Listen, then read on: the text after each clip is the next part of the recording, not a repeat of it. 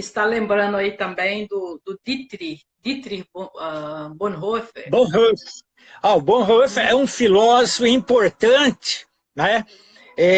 Para o Rubem Alves, que passou a ser divulgado aqui no Brasil, sobretudo pela editora Sinodal do Sul, né?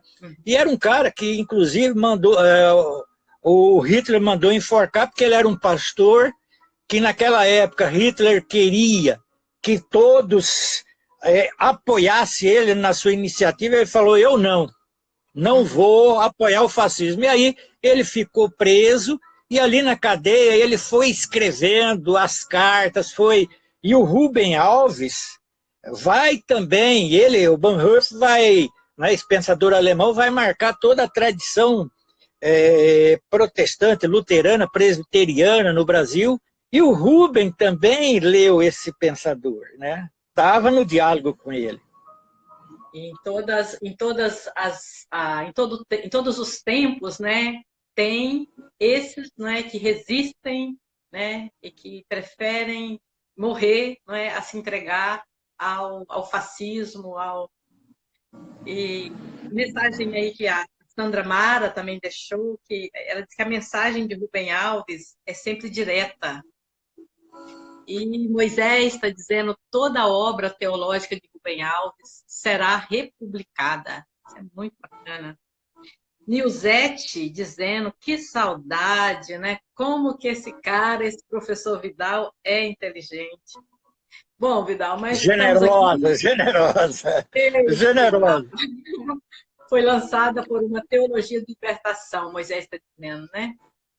E aí, em relação ao Moisés, lá de Juiz de Fora, aquela fase teológica do Rubem Alves, né?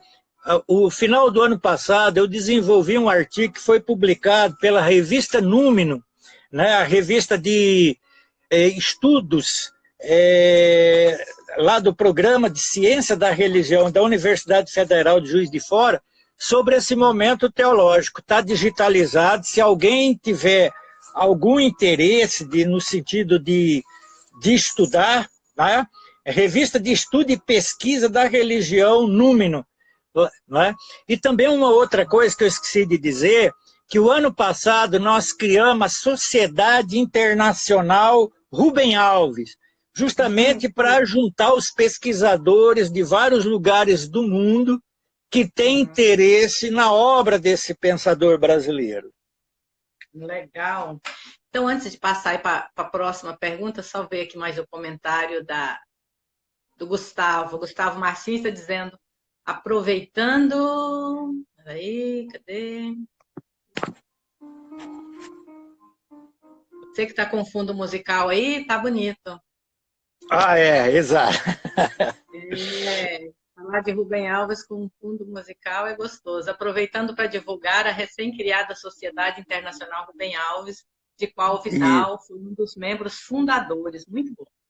Vidal, como que você pode assim, caracterizar o humanismo de Rubem Alves? Porque ele foi um grande... né? Olha, o Rubens, antes de 64, ele estava muito preocupado e queria contribuir com a realidade brasileira, com os processos de transformação que passava naquele contexto. Né? Com o golpe militar de 64, o Rubem, não que ele deixe de estar preocupado com o Brasil, mas ele vai para o exílio, que ele começa a ser perseguido, primeiro pela igreja, e também os militares começaram, e aí os amigos que estavam fora, vendo que ele poderia ser preso, acaba levando-o para Princeton, aonde ele vai desenvolver, vai dar uma distanciada da realidade brasileira, vai tentar pensar um pouco o homem. E aí é que ele vai desenvolver o humanismo, uma compreensão do homem. Né? E é desde essa compreensão que nós podemos entender toda a reflexão educacional do Rubem. Não dá para entender a reflexão educacional dele sem apreender toda essa compreensão que ele tem do próprio homem. Então, naquele livro da esperança, não é? Que ele vai publicar nos Estados Unidos, por uma teologia da esperança, ou que era aquele livro sobre a libertação, ele vai desenvolver ali uma compreensão de homem. Então, o que é o homem para o Rubem Alves? O homem não é algo abstrato, é um ser histórico, primeiramente. O homem se faz, ele é sempre inconcluso, incompleto. É uma busca permanente. Ele se faz na história e com a história. Ele está na história, mas ele também é criador. Ele recebe uma tradição, mas ele também recria. Não é? Ora, então, um primeiro conceito é o homem como um ser histórico. Portanto, não se trata do homem enquanto uma essência absoluta desvinculada da história. O homem é sempre a história e seu contexto, seu mundo. Ele está enraizado. Esse é um primeiro conceito que ele tem. Não é um homem abstrato, é um homem concreto situado no mundo. Um segundo conceito que seria importante, e aí ele trabalha aí com a filosofia da vida existencialista e com a psicanálise, que o homem é também um ser de desejo. Ou seja, o homem é um ser de amor, é um ser de sonho, é um ser que busca. O homem sempre está buscando, ele é um eterno descontente.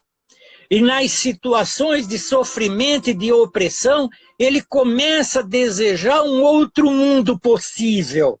O mundo dado nunca é definitivo. Quer dizer, é na situação de sofrimento, de dor, que ele extrapola o mundo, sonha com outro e passa a buscar. O que seria do homem sem o auxílio das coisas que não existem? O homem não vive do que ele tem, do mundo dado, mas do mundo possível.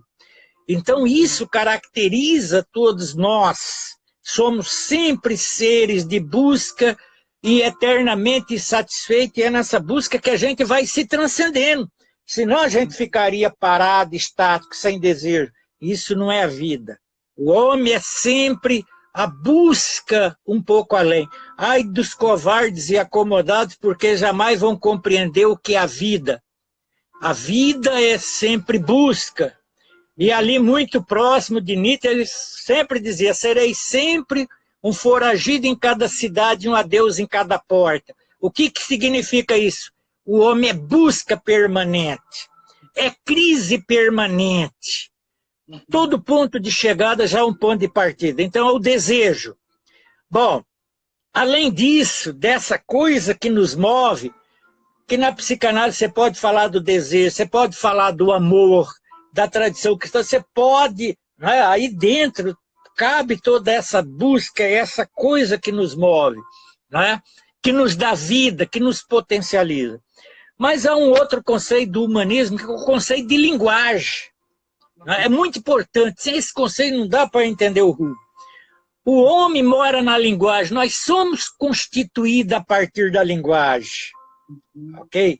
Às vezes é difícil perceber isso, porque nós sentimos, não, eu sinto, mas a nossa sensibilidade é trabalhada também pela linguagem.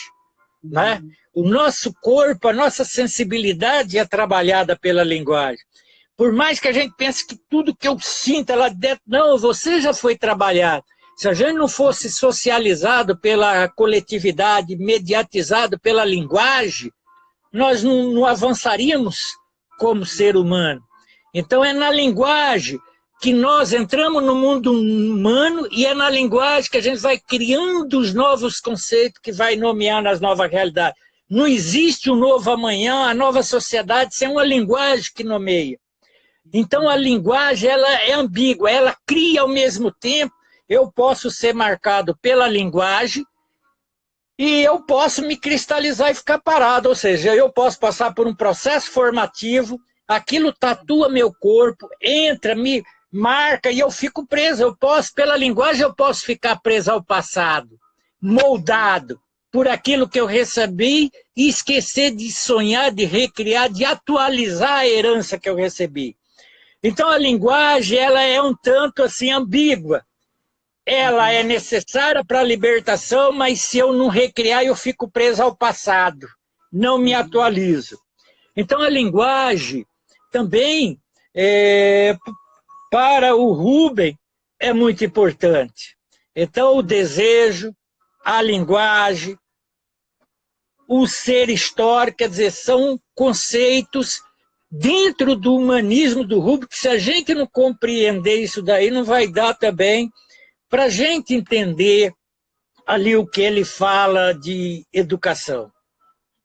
Sintetizando, perfeito, seria um pouco isso. Não sei se ficou claro. Isabel Cristina está dizendo ali, perfeito. E aí, mas muitas pessoas entraram depois, né? Eu quero agradecer a audiência, a presença de vocês, né? A Wanda Alves entrou agora de Goiânia, o Sandro Galazzi, nem sei onde Sandro Galazzi anda, se é no Tocantins. A Ellen entrou, o Júlio Pagotto, a Jerusa, enfim, todos vocês que estão, né? Hoje a gente está iniciando, né, Vidal? Porque o Rubem Alves é uma fonte, né? E nós queremos beber, e esse estudioso, né, que é Vidal, de Rubem Alves, vamos continuar fazendo esses encontros sempre nas sextas-feiras, né? Até pelo menos esgotar um pouco, né? Quem é esse Rubem Alves, né? E aí eu gostaria que você falasse um pouquinho, porque eu, como professora, nós muitas vezes citamos, pegamos um texto de Rubem Alves, né? Mas a gente pega ali, né, descontextualizado, mas de fato, como que Rubem Alves chegou à educação? Ok.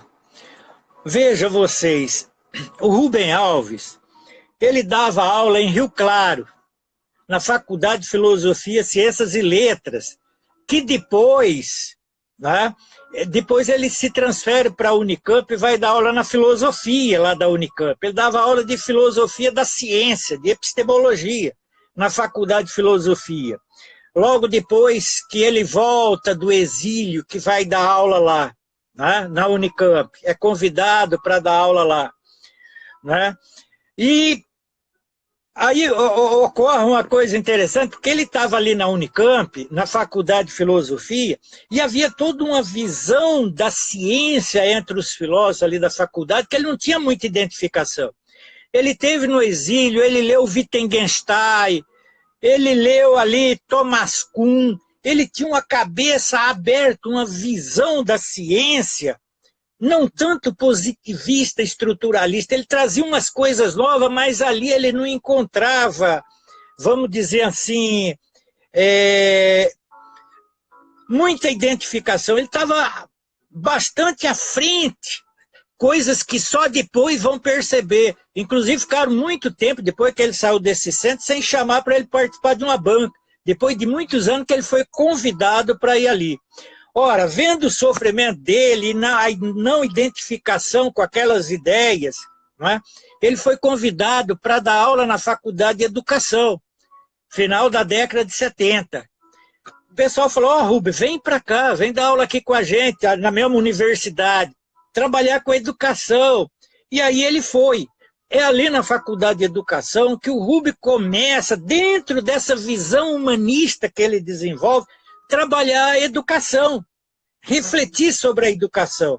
Textos pequenos, porque ainda esse momento começa essa fase onde ele rompe um pouco com aquela linguagem acadêmica, ele passa a ser mais poeta, mas eu me lembro que por volta de 81, eu comecei a ter aula com ele na Unicamp, eu estudava lá na educação, e ali, os livros, por exemplo, Conversa Quem Gosta de Ensinar, eram pequenos textos que ele escrevia e levava para a sala de aula para a gente discutir.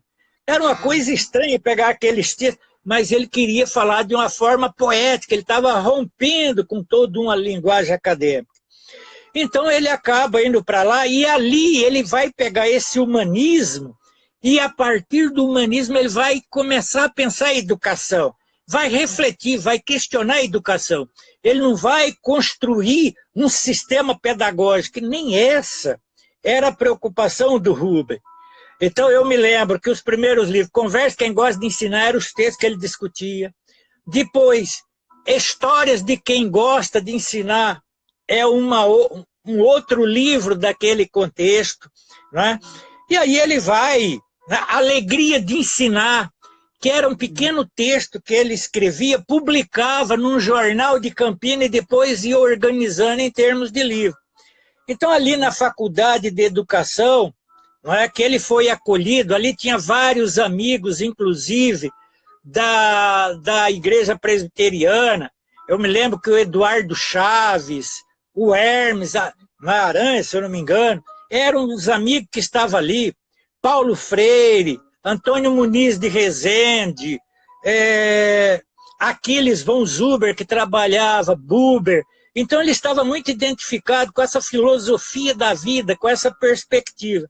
Então, é desde essa experiência dele na Faculdade de Educação, não é, ali, que ele começa a pensar esse homem histórico de desejo, não é, de linguagem, não é, que é simbólico, um ser simbólico. Ele começa a pensar isso dentro da educação quando ele vai ali. E também a psicanálise, né, porque que vai ressaltar muito essa dimensão de desejo.